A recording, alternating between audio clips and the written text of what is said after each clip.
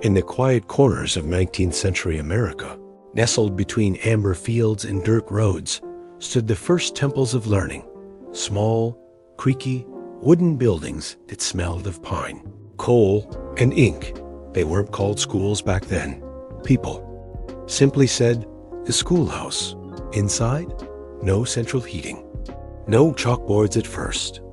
Just rows of benches, and a single teacher tasked with teaching reading, writing, and moral character, often to children aged 5 to 15, all in the same room.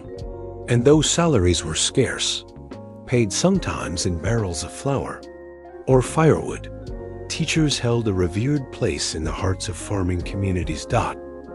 So what could a child offer to say thank you?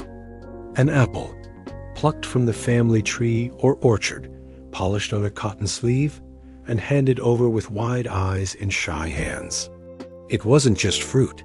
It was love, it was respect, it was pride. The apple symbolized nourishment, not just for the body, but for the mind. It became the first quiet symbol of education itself. Back then, sayings like, spare the rod, spoil the child, and train up a child in the way he should go, guided discipline and learning. Childhood was responsibility heavy. But the apple? It was a moment of softness in a hard world. Before it ever showed up on a sticker, the apple sat on desks as a promise from one generation to the next.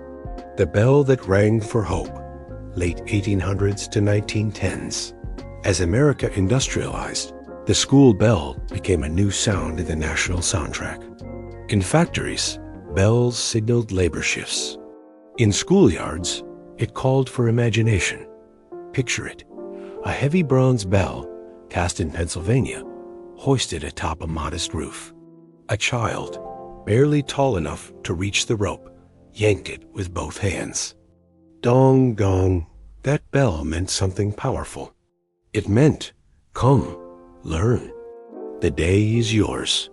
During this time, education reformers like Horace Mann and Catherine Beecher championed schooling for all, not just boys, not just the wealthy. In homes still lit by oil lamps, the bell became the beating heart of the community.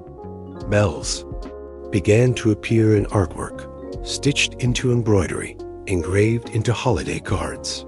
Later, they became motifs on reward papers, stamps, and early school-themed decorations, precursors to the modern sticker. A child hearing that bell wasn't just going to school. They were stepping into their future. Stickers before stickers, early 1900s to 1930s. Before stickers rolled off presses in sheets, praise came through stamps, ribbons, or, if you were lucky, hand-drawn stars, made by your teacher with a fountain pen. In the 1920s and 30s, as the Great Depression hit, teachers became both educators and caretakers. Many children arrived barefoot. Some came hungry. School wasn't just for learning. It was a warm building when homes were cold.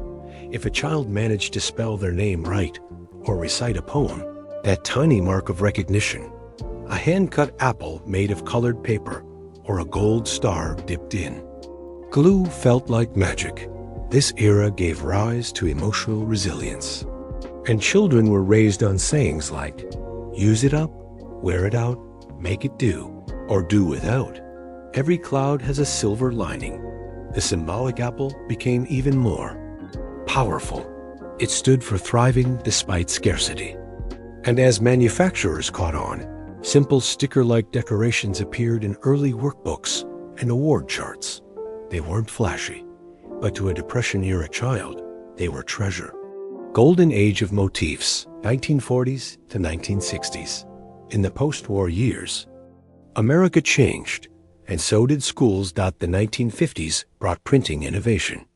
Mass-produced books, vibrant chalkboards, and for the first time, real sticker sheets. Shiny apples, ringing bells, alphabet animals, all arriving in the back pockets of teachers eager to inspire. As youth culture exploded with phrases like, gee whiz, teacher's pet, an apple for the teacher. Stickers became part of a bigger reward system. Children grew up on Dick and Jane readers, the Pledge of Allegiance, and black and white school photos. A sticker wasn't just decoration. It was evidence that you belonged in the American classroom. The apple motif reappeared on report cards, lunch trays, and eventually, lunchboxes. Even pop culture caught on, with songs like School Days by Chuck Berry, capturing the rhythm of youth. In these decades, school was no longer just a path out of poverty. It became a shared cultural experience. And those tiny, gleaming apples on paper, they were seeds of identity. The sticker boom in memory books, 1970s to 1990s. By the 1970s and 80s, stickers had entered their golden age. Kids traded them, collected them, and stuck them to pencil cases and trapper keepers. Apple stickers became holographic. Bells glowed. Stars had googly eyes.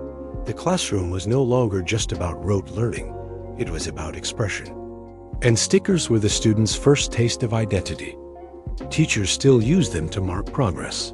But now, children saved them in albums. Some kids even ironed them onto backpacks. That little apple now had glitter and a smile, but it still carried a century of symbolism. Sayings from the era, like, "Shoot for the stars. Knowledge is power," echoed through school hallways and TV specials. The back-to-school season had become a ritual. First day photos, lunchbox notes, and yes, sticker charts taped to the fridge. We began passing these rituals on, not just as traditions, but as heirlooms of joy. Legacy of a sticker, modern-day reflection. Today, we swipe through apps. Homework lives in clouds. But some things, simple, silent things, stay. The red apple on a sticker, the soft clang of a bell, the sparkle in a child's eye when they see a gold star beside their name. These aren't just images.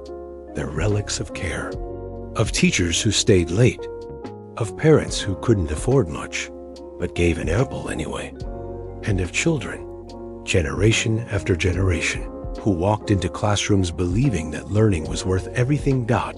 So when you see a school-themed sticker, don't just smile. Remember, you're holding a piece of American history, a slice of sacrifice, a symbol of love.